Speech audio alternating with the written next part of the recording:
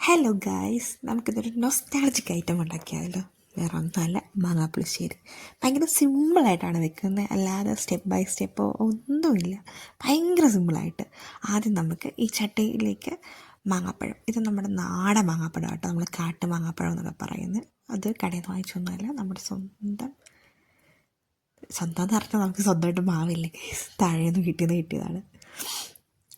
അത് ഇങ്ങനെ നന്നായിട്ട് തൊലി ഉരിയാൻ പറ്റുന്നത്, ഇതാണ് കറക്റ്റ് മാങ്ങാപ്പുളിശ്ശേരിക്കുള്ള മാങ്ങാപ്പഴം എന്നാണ് എൻ്റെ ഒരു നിഗമനം. അതെടുത്ത് ഇങ്ങനെ വെച്ചിട്ട് നമ്മൾ സ്റ്റൗ ഓണാക്കിയിട്ടില്ല, ഫ്ലെയിം കത്തിച്ചിട്ടും ഇല്ല.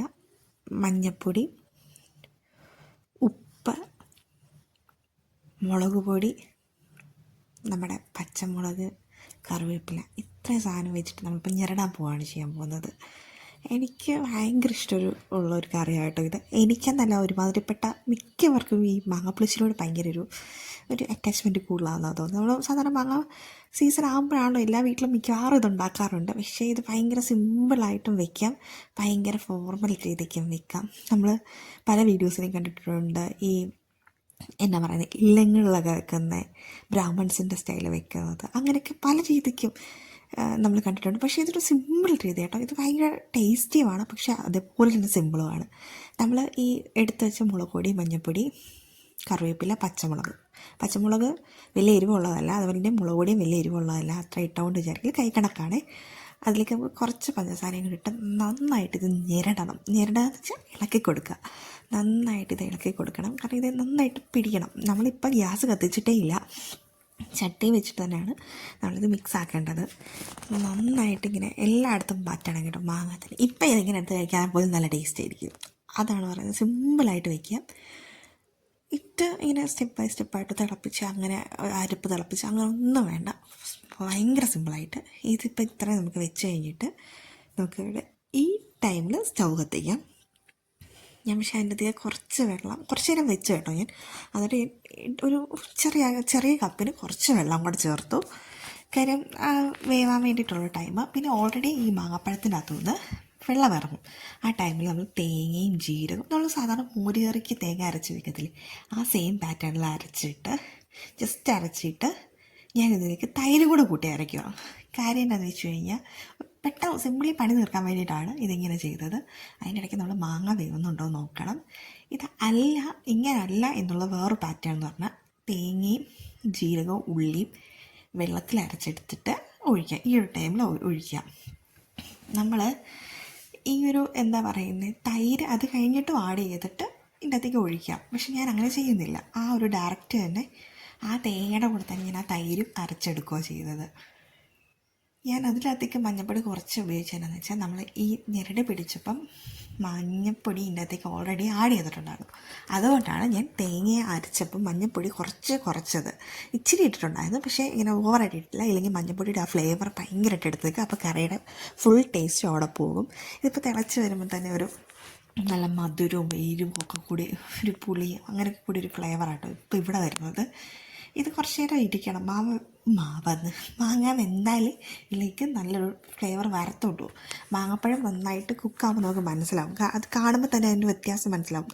ആ ഒരു ഇതൊക്കെ മാറി, ഇതിപ്പോൾ നമുക്ക് തൊലി പൊളിക്കാവുന്ന മാങ്ങാപ്പഴമല്ലേ, അപ്പോഴത്തേക്ക് ആ ഒരു ജസ്റ്റ് അതിൻ്റെ ഒരു നാരൊക്കെ ഇങ്ങനെ ജസ്റ്റ് ഇങ്ങനെ കണ്ടോ എനിക്കിങ്ങനെ വരും.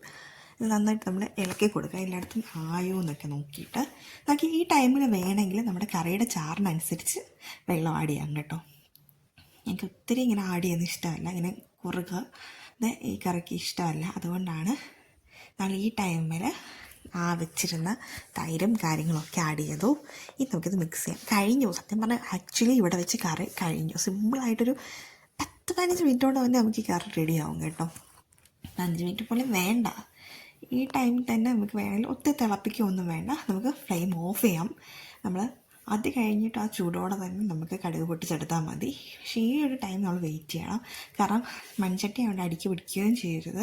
അടിക്ക് പിടിക്കില്ല, കാരണം ഇത്ര വെള്ളം ഉള്ളതുകൊണ്ട് എന്തായാലും അടിക്ക് പിടിക്കില്ല. ഫ്ലെയിം കൂട്ടി വെച്ച് ഒത്തിരി അങ്ങ് തിളപ്പിക്കേണ്ട, തിളപ്പിച്ച് കഴിഞ്ഞാൽ ടേസ്റ്റ് അങ്ങ് മാറിപ്പോവും. നമ്മൾ മോരുകറിക്ക് പറയില്ലോ, മോരുകറി നമ്മൾ മോര് തിളപ്പിക്കില്ലല്ലോ, ആ ഒരു സെയിം വേഷം തന്നെയാണ് ഇവിടെയും ചെയ്യേണ്ടത്. ജസ്റ്റ് ഒരു ചെറിയ തിള വരുന്നുണ്ട് കേട്ടോ. എന്നൊക്കെ ഇളക്കി കൊടുക്കാം. അത് കഴിഞ്ഞിട്ട് ഫ്ലെയിം ഓഫാക്കി വെക്കാം. നമ്മൾ ആക്ച്വലി ഫ്ലെയിം ഓഫാക്കിയിട്ടുണ്ട്. അതിൻ്റെ ഒരു ചൂട് മാത്രമേ ഉള്ളൂ. ഇനി നമുക്കിതിലേക്ക് കടുക് പൊട്ടിച്ചെടുത്ത് കഴിഞ്ഞാൽ നമ്മുടെ മാങ്ങാപ്പുളിശ്ശേരി ഇവിടെ റെഡി ആയിട്ടുണ്ട്. ഇത്ര സിമ്പിളായിട്ടുള്ള കാര്യമില്ലേ. ഇനി എണ്ണ ചൂടായി വരുമ്പോഴത്തേക്കും കടുകിട്ട് ഇതിനകത്ത് ഈ മാങ്ങാപ്പുളിശ്ശേരി ചെയ്യുമ്പോഴത്തേക്കും നല്ലപോലെ ഉള്ളി കടുക് പൊട്ടിക്കണേ, എന്നാലേ നല്ലൊരു ടേസ്റ്റ് വരത്തുള്ളൂ. ഇത് കാണാനും ഭയങ്കര ഭംഗിയായിരിക്കും. ഇങ്ങനെ കറുത്ത് ഉള്ളി കറുത്തല്ലോ, ആ ഒരു ബ്രൗൺ കളറിൽ ഇങ്ങനെ കിടക്കുന്ന കാണാൻ നല്ല ഭംഗിയായിരിക്കും. നമുക്ക് കുറച്ച് എണ്ണ യൂസ് ചെയ്യാം. എന്നിട്ട് ഇത് എണ്ണ കുറവാണോ എന്നൊക്കെ എനിക്ക് ഭയങ്കര ഡൗട്ടായിരുന്നു കേട്ടോ ഇതിൻ്റെ ഇടയ്ക്ക്. ദൈവമേ ആ ഒരു ടേസ്റ്റ്, പക്ഷേ ഇല്ല, കറക്റ്റായിരുന്നു കേട്ടോ. അപ്പോൾ നന്നായിട്ട് ഉള്ളി മൂപ്പിക്കുക, നന്നായിട്ട് ഇളക്കി കൊടുത്താൽ മതി. അപ്പോഴത്തേക്ക് നല്ലതായിട്ട് ആ ഒരു കളർ ചേഞ്ച് ചെയ്യുമല്ലോ, കടുക് പൊട്ടിക്കുക ആർക്കല്ലേ അറിയത്തില്ലാത്ത. ആ ഒരു ടൈമിൽ നമുക്ക് വെയിറ്റ് ചെയ്യാം. ഇതിൻ്റെ ഇടയ്ക്കൊരു എന്ന് പറഞ്ഞാൽ ഈ പൊട്ടാതെ കിടക്കുന്ന കടുകൊക്കെ ആർക്കെങ്കിലും അങ്ങനെ ഇത് വന്നിട്ടുണ്ടോ ചോദിക്കണമെന്നില്ല, പറയണേ. ഈ പൊട്ടാതെ കിടക്കുന്ന കടുക് ഇടയ്ക്ക് എപ്പോഴോ പൊട്ടും. അതുവരെ ചില കടുക് അങ്ങനെ ആയിരിക്കും, എന്താണോ. ഇതിപ്പോൾ അത്യാവശ്യം നല്ലപോലെ ബ്രൗണിഷ് കളറായി. ഇനി നമുക്ക് ഇത് നമ്മുടെ പുളിശ്ശേരിയിലേക്ക് ഒഴിക്കാം, ചട്ടിയിലേക്ക് മാറ്റാനുള്ള ടൈമായി. നമുക്കിത് ഇനി ചട്ടിയിലേക്ക് ഒഴിക്കാം. പിന്നെ നമ്മൾ ചട്ടിയിലേക്ക് ഒഴിച്ച് കഴിഞ്ഞിട്ട് അപ്പം തന്നെ ഇത് ഇളക്കരുത് കേട്ടോ. ഇളക്കി കഴിഞ്ഞ് കഴിഞ്ഞാൽ അത് ഇളക്കാണ്ടിരുന്ന് കഴിഞ്ഞാൽ കുറച്ചും കൂടെ ടേസ്റ്റ് കിട്ടുമെന്ന് ഇങ്ങനെ പറഞ്ഞു കേട്ടിട്ടുണ്ട്. അതുകൊണ്ട് നമ്മൾ ഈ ഒഴിച്ച ഉടനെ അങ്ങനെ ഇളക്കരുത്. ഞാൻ കുറച്ച് കഴിഞ്ഞിട്ടാട്ടോ ഇളക്കിയത്. പിന്നെ അതേപോലെ തന്നെ ഈ കറി കാണുന്ന നിങ്ങൾക്ക് വീഡിയോയിൽ കാണുന്ന കളറല്ല, കുറച്ചും കൂടെ എന്താ പറയുക, നല്ല മഞ്ഞ കളറില്ലേ, ആ കളറായിട്ടോ നല്ല ഭംഗിയായിരുന്നു കാണാൻ തന്നെ. അപ്പം ഞാൻ ചാറ് നീട്ടിയാണ് വെച്ചേക്കുന്നത്. അത് നമുക്കൊരു പാത്രത്തിലേക്ക് മാറ്റി തണുത്ത് കഴിഞ്ഞപ്പോൾ കണ്ടോ അല്ല കിട്ടില്ല കറിയായിരുന്നു. പിന്നെ നമ്മൾ ചോറിൻ്റെ കൂടെ അത് കഴിച്ചു.